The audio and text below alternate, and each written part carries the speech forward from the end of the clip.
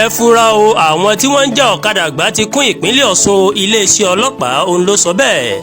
Iléeṣẹ́ ọlọ́pàá ìpínlẹ̀ Ọ̀ṣun ti ké sí àwọn aráàlú pàápàá àwọn ọlọ́kadà láti ṣọ́ra ṣe o pẹ̀lú àwọn èrò tí wọ́n ń gbé tàbí àwọn tí wọ́n máa ń sátàwọn. Nínú àtẹ̀jáde kan tí agbẹnusọ fún iléeṣẹ́ ọlọ́pàá ní ìpínlẹ̀ Ọ̀ṣun Yẹ́misí Ọ̀pálọ́lá fi síta o ní ọjọ́ àìkú Sunday tí ń ṣe ọjọ́ 23 oṣù kẹfà ọdún yìí nìkìlọ̀ yìí máa ti jẹyọ.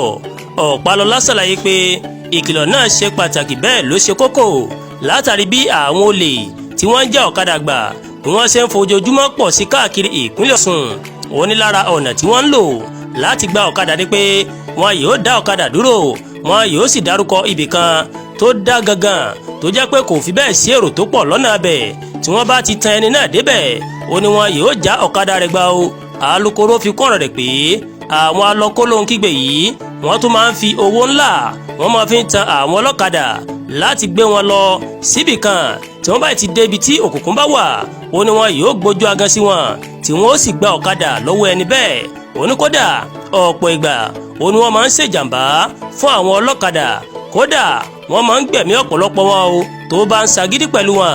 Látàrí ìdí èyí kọmíṣánná ọlọ́pàá ìpínlẹ̀ Ọ̀ṣun CP Mohammed Umaru Abba ó ké sí àwọn adarí ẹgbẹ́ ọlọ́kadà láti máa ṣí àwọn ọmọ ẹgbẹ́ wọn níyè kí wọ́n má bàa bọ́ sọ́wọ́ àwọn kọ̀lọ̀rọ̀ sí ẹ̀dá yìí.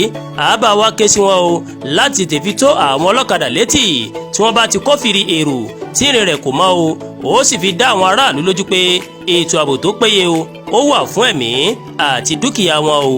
Àdúràgbà Olúwatóyìn lóníròyìn yín ẹ ṣé púpọ̀ tí ẹ̀ ń wo Ẹ̀yà Yorùbá TV o.